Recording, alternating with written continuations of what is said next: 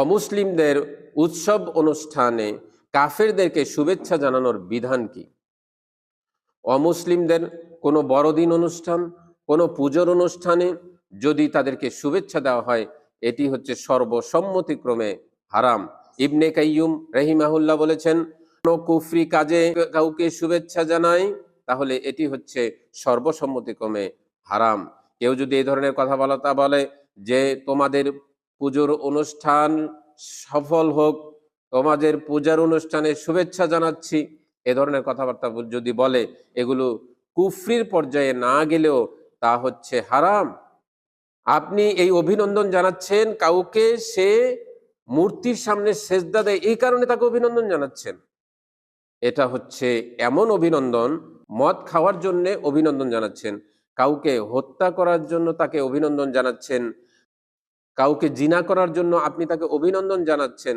এর চাইতেও মারাত্মক অপরাধ যে আপনি কাউকে মূর্তির সামনে সেজদা করার জন্য অভিনন্দন জানাচ্ছেন। আল্লাহ সুবহানাহু ওয়া তাআলা কোরআনুল কারীমের সূরাতুল জুমারের ৭ নম্বর আয়াতে বলছেন, ওয়ালা ইয়ারদা লিইবাদিহিল কুফরা, আল্লাহ পছন্দ করেন না তার বান্দাদের জন্য কুফরি করা।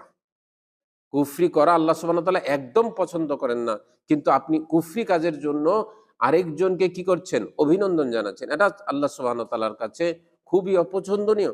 এবং আপনি বলছেন যে মুর্দার এপিঠ ওপিঠ যেরকম, সেরকম হচ্ছে রোজা এবং পূজা, আর বাংলাদেশ হচ্ছে রোজা পূজার দেশ।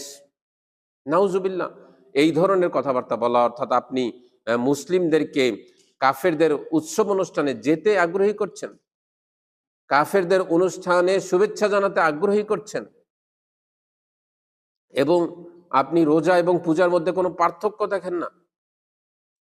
রাসূলুল্লাহ সাল্লাল্লাহু আলাইহি ওয়াসাল্লাম কাবা ঘরে গেলেন, দেখলেন কুরাইশরা সেখানে মূর্তির মাঝে কানের দুল পরাচ্ছে এবং উট পাখির ডিমের খোসা লাগাচ্ছে, এবং এরপরে এই মূর্তিগুলোকে তারা সিজদা দিচ্ছে।